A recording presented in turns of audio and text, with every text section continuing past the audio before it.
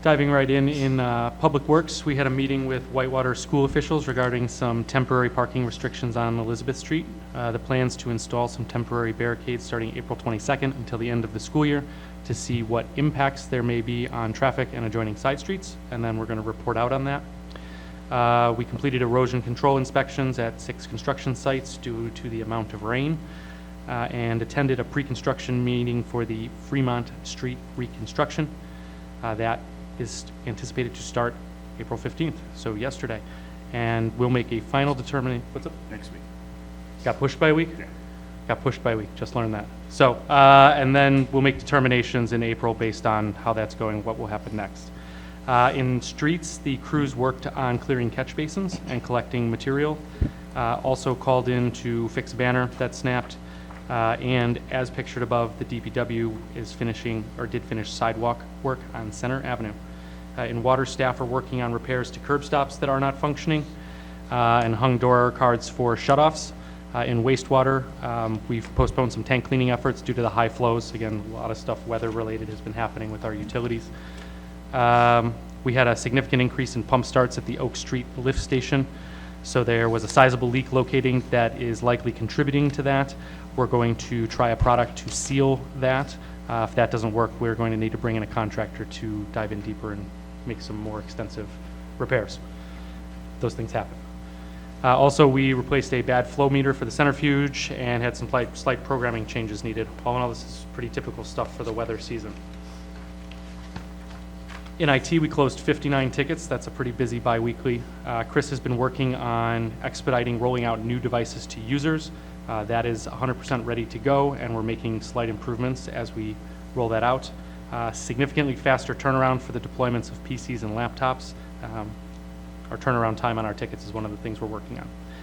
In addition to that, we have ordered, if you noticed there was some Wi-Fi issues, we're working on that. It's one of our top priorities. We've ordered access points for the second floor in Cravath and also for in the hallway out here. That should mitigate some of our issues. And then what we're going to do is heat map our entire building, which is something that needs to be done. So Patrick's nodding, IT's telling me this has to be done in a prescribed way. We're going to do it in that prescribed way, and if we need funding that otherwise exceeds our budget or authority, we'll come back and we'll tell you about it. Neighborhood Services, a concept review for a multiple unit development on the Kowalski property was met with enthusiasm. Apparently they were asked for a second entrance to the property and some landscaping. I spoke with the developer. It seems like they're going to move forward with that. The next step would be for them to apply for a conditional use permit for the project and site plan reviews. The Memorial Library expansion was also up for a site plan review. There were many questions about the project and the properties surrounding it. They talked about several things, the trees and so forth. That's still going forward. If the council would like a report from them at a future time, I'm sure I can schedule that with Diane. Other news, U.S. Shelter Homes just applied for their 5th and 6th building permits. So we told you those were going to come fast. They're now on 5 and 6. And if you've seen, they're digging multiple foundations out there now. In addition, Starbucks and Cost Cutters is now open. In the police department, on April 4th, 7 of our officers from the Walworth County Mobile Field Force attended training in preparation for the RNC. And also on April 4th, planning continued. There's an immigration panel scheduled for April 15th that the chief is participating in from 6 to 8 p.m. at the Community Engagement Center. The information's up there.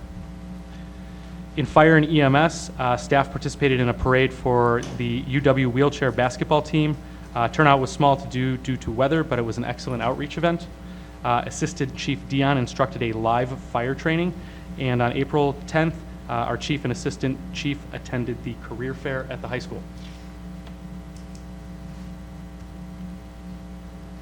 This week, the library handed out would not have been this week. The week of the eclipse, the library handed out 250 kits containing eclipse viewing glasses. They had a solar eclipse viewing party. 13 children attended the monthly Little Makers program for ages 2 to 6. They explored a wide variety of dots and circles in their process art class, and they had their first Spanish story time on Tuesday, April 9th, with 12 in attendance. The storyteller, Maria Antonia Martinez Villanueva, is a native of Mexico where she previously taught kindergarten. So seems like a solid event. In Parks and Rec, new lanes have been purchased and installed at the WAFC. Also pictured above are a couple refurbished Stairmasters that were added that I think are going to be pretty popular. Kevin seemed pretty excited about those. And 74 children participated in the Easter egg hunt at the WAFC. Eggs were collected by the children from the leisure pool and exchanged for treats and prizes, also pictured above. Media Services, they've been working on a video that shares why Whitewater is a great place to live, learn, work, and play. A first draft has been completed and reviewed, and we'll soon have that out across our social media, and we'll certainly push that out to the council directly. We continue to film, produce, and edit videos for the Whitewater Windup, and they filmed a total of 5 meetings over the last bi-weekly period. In HR, applications are being accepted for many seasonal summer positions. If you know a high school student, a college student, someone else seeking a great summer opportunity, please have them check our website. We currently have several jobs posted for activity instructors, DPW, PD, and EMTs. And updates were made to the welcome guide for new council members, which I believe our new council members have since received.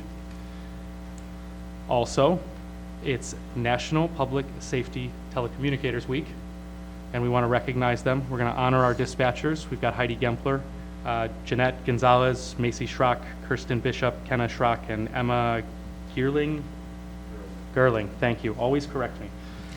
All of them are pictured above. I really want to thank them for what they do 24 hours a day, 7 days a week. There is someone there responding to an emergency call that comes in. It's super important to our community, and those employees are a big part of why we're able to respond so quickly. So, Dan, please and thank you to them for everything they do for you guys and also for our fire and EMS. In other events, Economic Development, on behalf of the CDA, is hosting a roundtable discussion with landowners, engineers, public officials, architects, developers, bankers, realtors, and others to discuss both challenges and solutions for housing in Whitewater. If you're interested in attending this event, please contact Taylor, 262-473-0149. Currently, we have 52 attendees for this event. We have plenty of room, so if you are not signed up, please consider signing up. For council members, this is posted as a possible quorum, so no issues there. Based on the cross-section, I think it's going to be a really productive discussion. There's going to be a presentation from Sewer Pack. There's going to be a presentation from, we had a firm do a single-family housing study last year, so they will be back to present that. And then there should be a developers panel or roundtable where they will talk about things other communities have done and things Whitewater might want to consider doing. So shameless plug for that.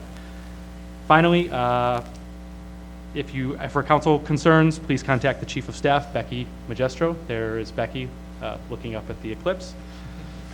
Enjoying the solar eclipse is what it says.